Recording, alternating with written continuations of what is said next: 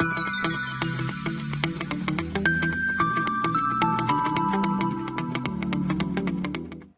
we are going to examine the topic organizational communication. And in this topic, we will be talking about 4 different aspects of communication.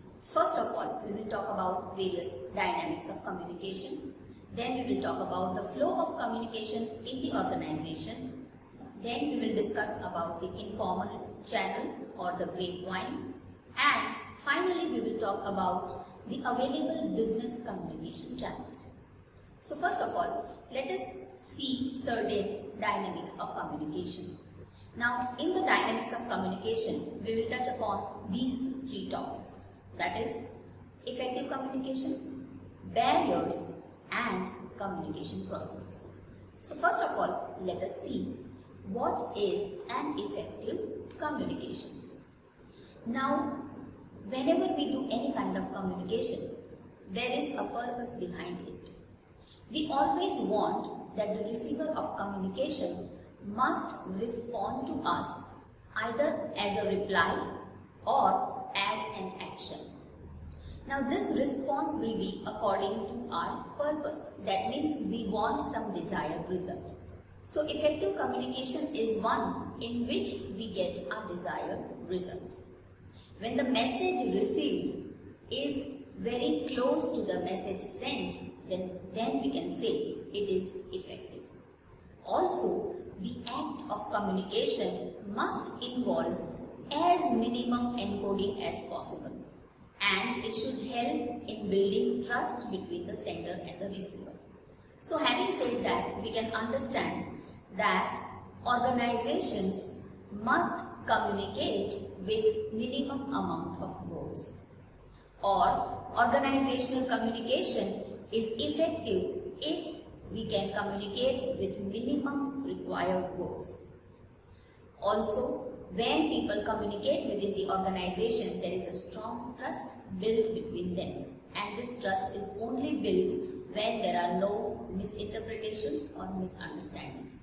So, we can say that when the receiver of communication understands exactly as the sender wants them to understand, then we can say that the communication was effective. We have studied this in detail in semester 3 in effective technical communication. Now moving on to the next topic of dynamics of communication, we are going to talk about barriers. Again, this topic we have done in effective technical communication. Let us again understand what are the barriers of communication. So the factors that hampers the communication, they all are called the barriers to communication. In other words, whatever stops the communication from happening in effective manner can be called as barriers. Now barriers can occur at different point of time in the communication, like barriers may arise at the sender's end, at the receiver's end, it can be in the channel or through the environment, it can be anywhere. Also, barriers are of many types. For example, barriers can be related to the internal human psychology or behavior, that is the attitude of a person. So it is related to the psychology of the sender as well as the receiver. And because of that differences, there will be some misunderstanding. So these kinds of barriers we can call as the intrapersonal barriers. Now another barriers are the extrapersonal barriers. That means that barriers which arises from outside. So any barriers that occurs in the channel.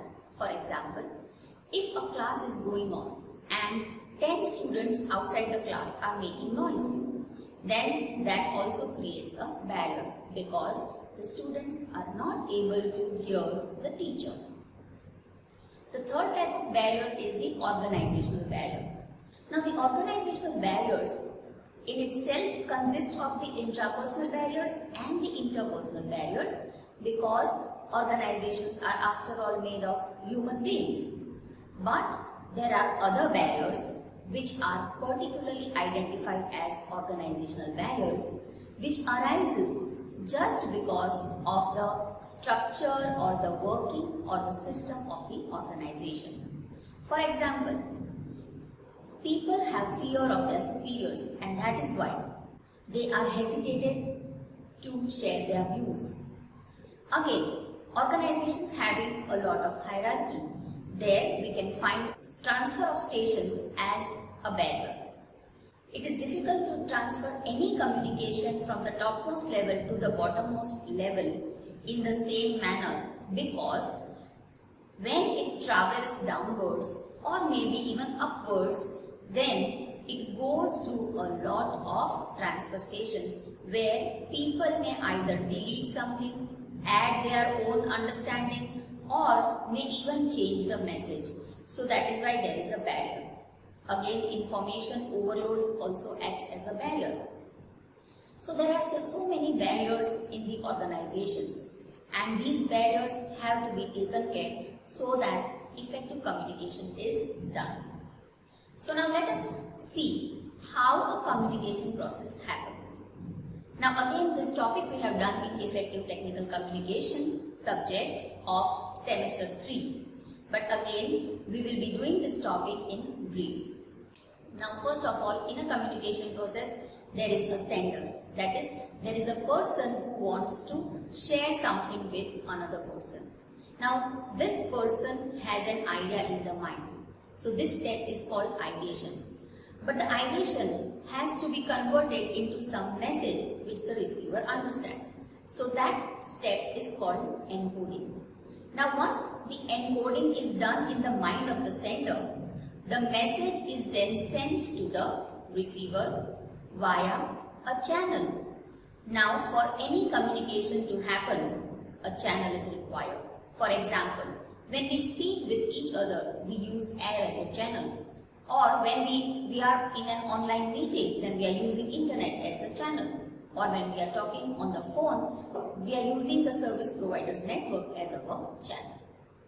Now the message will pass through this channel and the receiver will receive it. Now the receiver will either read the message or listens to the message and try to understand.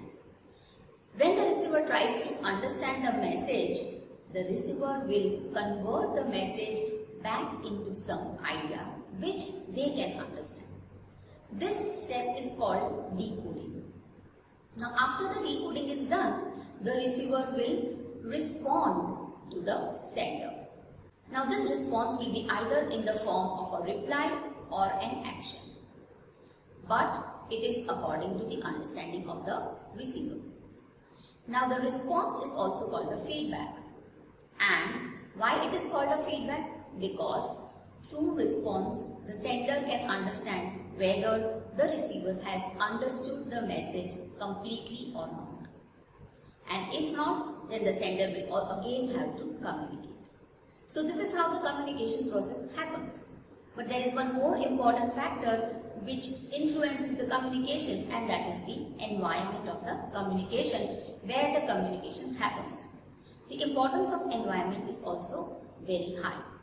For example, when you have to teach people, you require a classroom environment. You cannot do teaching in any open environment wherever you want to. There has to be some kind of environment which will help the communication to happen in an effective manner. So this is how the communication process happens. And so in organizations also, whenever people communicate with each other, this kind of process will happen. Now let us see what is the flow of communication in the organization. So for that, first of all, let us consider that there is an organization which has a balanced structure like this. So here we have taken an example that there is one person, that is president, who is at the topmost level, and below that president there are 3 people, we can call them as vice presidents, and they are related to different departments. For example, one is related to production department, another to the marketing department, and the third to the financial department. So this we have just taken for an example. It is not necessary that all organizations have the same kind of structure, but this is for the simplicity of our understanding. Now, in this kind of structure, communication can be in different directions. So first of all, when the president wants to instruct the vice presidents about something or wants to share the vision with them or the plan with them, then the direction will be a downward direction. Again, the vice presidents will also have many people below them, like the managers, the supervisors, the laborers, etc. So they will also download the information, and so even there also there will be a downward communication. Now communication doesn't happen only in downward direction. It also happens in the upward direction. For example, the supervisor wants to ask something to the vice president, or the vice president wants to ask something to the president, or they want to take some advice or some guidance from them, or they want to take some permission from them, or they want to report to them what they have done till now. So for all these purposes, the communication direction will be upwards. Again, there are many interdepartmental things which comes into consideration when an activity is going on in an organization. For example, the marketing department will have to find out from the production department, or the finance department will have to ask the production department about the budget that they need. So for this purpose, what is called as horizontal communication happens, which is at the same level between different departments. Now, sometimes when such kinds of questions arises which are interdepartmental, and again the same level people will have to ask their boss, that is they may have to ask the president, then at such point of time a lot of time is wasted. So in many open organizations, even diagonal communication is allowed, where the vice president or the manager of one department will talk to the boss of another department, or the manager of one department or the supervisor of one department may talk to the leader of another department, so that the issue is solved immediately. So this is how the flow of communication happens in the organization, and this is what is something which happens in a formal structure. Now let us see what are the informal channel, or they are also called the grapevine. Now the informal channel or grapevines happens in the organizations because of various reasons. First reason is that people with like-mindedness may come together to share their views with each other. Secondly, when people are not very happy in the organization, or when some kind of recession is going on in the organization, in order to find out the correct information or gather information from different places, people tend to make groups which can be interdepartmental. So informal channels or the grapevines are actually non-directional, and they are not only limited to one department or one vertical of an organization. It can spread over the organization, throughout the organization. It can be at different levels, and it can be with anyone. Now what are the advantages of grapevine? So the first advantage of grapevine channel is that it carries information very fast. Why it carries the information very fast? Because here the channel is not formal. The reason why the grapevines form is that they get along with each other and they are like-minded. So for that purpose, the sharing of the knowledge is also very free and fast. So in the grapevines, the information travels very fast. The second advantage is that the managers get to know the reactions of their subordinates. Now in the formal channel or in the formal structure, the subordinates may not give their real response to the policies or to the decisions that the management is taking. But in the grapevine, which is informal, the subordinates tend to share their true feelings or true responses about certain things, about the management or the policies or the system. So through grapevine, the managers get to know their reactions and they can accordingly work in the organization. The third advantage of grapevine is that it creates a sense of unity. So people feel they all are together, and whenever there is a sense of unity, there is motivation. The fourth advantage is that it serves as an emotional supporting value. And lastly, the informal channel is a supplement when the formal communication doesn't work. So in the organizations, it is very true that there may come a lot of situations or kinds of communication which will fail when it is done through formal channel. Formal channel doesn't work always. So at such point of time, informal channels are used. Now let us see what are the disadvantages of the informal channels or the grapevine. Now the first disadvantage is that the information may be partial because it is not official. So whatever people come to know, they may just pass it on. Secondly, sometimes the information may not be trustworthy because everyone will say according to their own understanding. So the information may turn out to be wrong.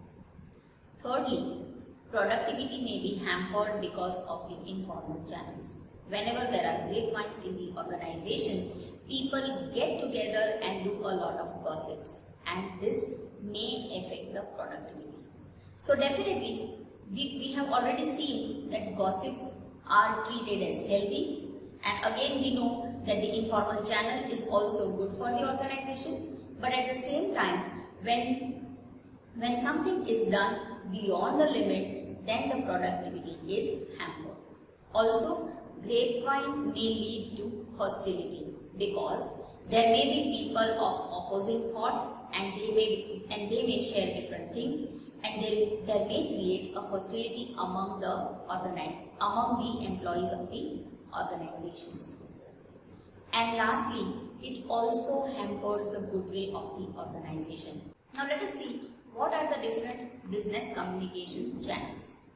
So in all, we have 3 channels of communication: the oral communication, the written communication, and the electronic communication. So in organizations, communication can be done in different manner. Now first of all, why do we do oral communication? So oral communication is required and it is necessary and effective just because number 1, it is easier to be done. Number 2, it takes less time. Number 3, the non-verbal communication is added like the body language and the paralinguistics. So for all these things, oral communication becomes very effective and very easy to use. So whenever any short communication is to be done, then you may do oral communication. Now whether to do oral communication or written communication will depend on different things. But first of all, what are different ways in which we communicate orally in the organization? So we communicate face to face, on the telephone, in the meetings, seminars, workshops. We may have the video conferencing, the presentations, and many different ways where we can do oral communication. Now coming to the written communication, it is equally important in the organizations. Though written communication doesn't have the advantage of body language, but still it is required. Why? Because whenever we need proofs and records for future references, then written communication is used. Also, when communication is very long, then it cannot be done through oral communication. Or when a communication involves a lot of diagrams or graphs or charts, then only written communication is possible. So, what different kinds of written communications are used in the organization? So, the most frequently used written communication nowadays in the organizations is email. Then we also do text messages as official messages. Then there are business letters, technical reports, technical proposals, notices, then there are circulars, then there are newspaper advertisements. All of these are different types of written communication. Now the third type of communication channel that is widely being used these days is the electronic communication. Now electronic communication has become very easy to use, and you can include as many people as possible in the electronic communication. So the examples of electronic communication are through the text messages, through the video conferencing, or through online meetings, online videos, or through the blogs, etc. You can do electronic communication. So these are the different channels which are available in the organizations, and how effectively the organization can communicate based on various dynamics of the organization, various channels of the organization, and the requirements of the organization. It varies from organization to organization, and every organization must select the best channels and the best method of communicating so that they don't waste a lot of time in communication and they can always do effective communication. So I hope you have understood the importance of communication in group behavior.